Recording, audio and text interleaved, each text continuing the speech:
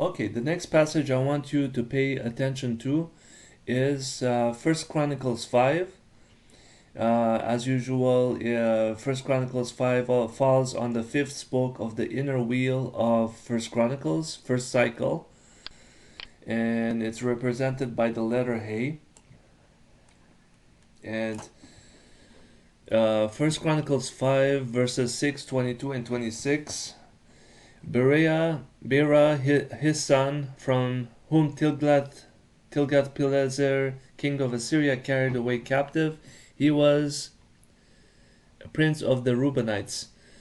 Verse 22, for there fell down many slain because the war was of God, and they dwelt in their steads until the captivity.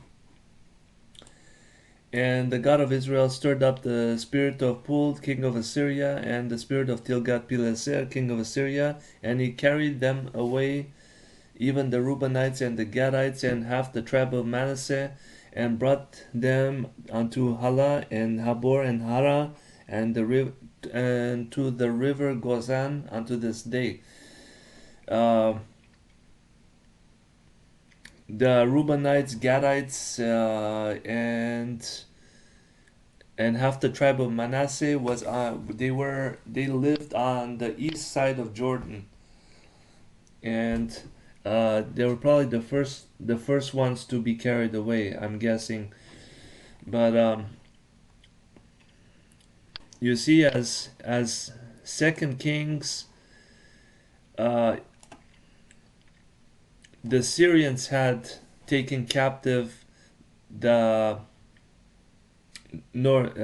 people from the northern Israel, whereas 1 Chronicles 5 is mostly uh,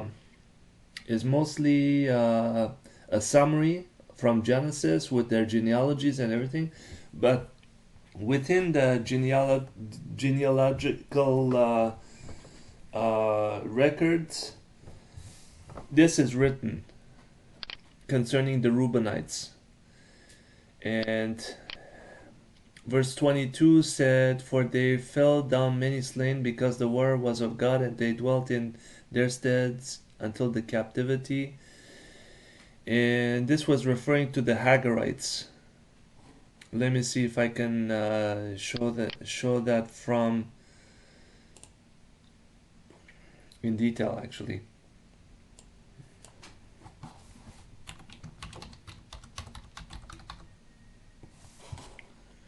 So verse 22,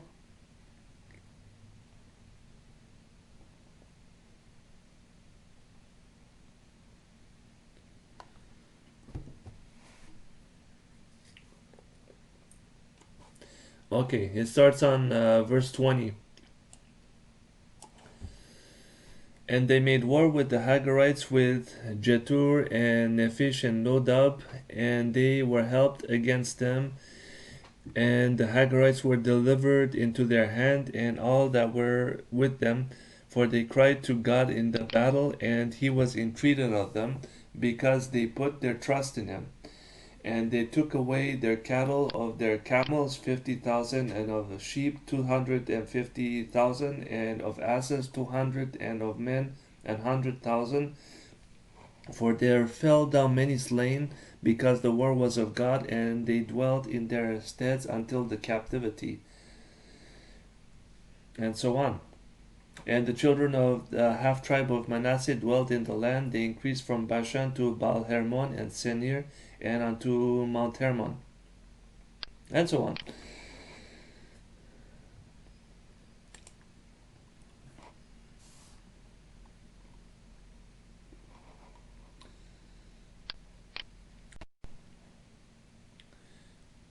We now move on to 2 Chronicles 5. Whereas in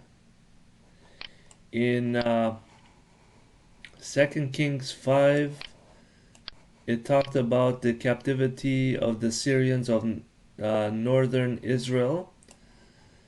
1 Chronicles 5 was the captivity of the eastern side, like on the east side of Jordan, the three tribes, Reubenites, Gadites, and the half tribe of Manasseh, to captive by Assyria, the king Tilgath-Pileser and Pul. Uh, their spirits were stirred up to take them captive. And then in 2 Chronicles 5, we backtrack to the time of Solomon. And it's talking about the bringing of the ark in the temple of the Lord. And let me read it to you. 2 Chronicles 5, verse 5, and they brought up the ark and the tabernacle of the congregation and all the holy vessels that were in the tabernacle. These did the priests and Levites bring up. And the priests brought in the ark of the covenant of the Lord into his place, and the oracle of the house into the most holy place, even under the wings of the cherubim. I believe this is referring to the tabernacle because the temple hasn't been built yet. But I will confirm you. I will read it from the. No, I was wrong. It wasn't. It wasn't that the temple wasn't built. It was built. Actually, it in verse 1 it says that the temple was built already, finished. So this is what it says. Thus all the work that Solomon made for the house of the Lord was finished, and Solomon brought in all the things that David his father had dedicated, and the silver and the gold and all the instruments put he among the treasures of the house of God. Then Solomon assembled the elders of Israel and all the heads of the tribes, the chief of the fathers of the children of Israel, unto Jerusalem, to bring up the ark of the covenant of the Lord out of the city of David, which is Zion.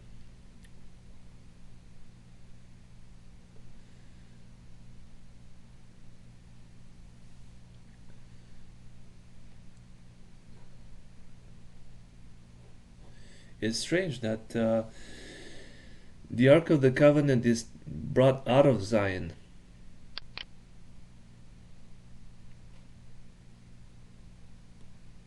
And then, wherefore all the men of Israel assembled themselves unto the king in the feast which was in the 7th month, and all the elders of Israel came, and the Levites took up the ark, and they brought up the ark and the tabernacle of the congregation, and all the holy vessels that were in the tabernacle. These did the priests and Levites bring up. Also King Solomon and all the congregation of Israel that were assembled unto him before the ark sacrificed sheep and oxen, which could not be told nor numbered for multitude. And the priest brought in the ark of the covenant of the Lord unto his place, to the oracle of the house, into the most holy place, even under the wings of the cherubim. Okay, so this was the time when the temple was finished, and they actually brought the ark of the covenant in the most holy place. But you see the similarity between. You see the similarity between 1 Samuel 5 and 2 Chronicles 5, whereas in 1 Samuel 5 the Philistines took the ark and put it in the temple of Dagon right before the idol of Dagon, whereas in 2 Chronicles 5 the temple, the Ark of the Covenant is placed where it belongs, in the holy place. And compare that to Daniel chapter 1, the Daniel being the 5th book of the second cycle. Chapter 1,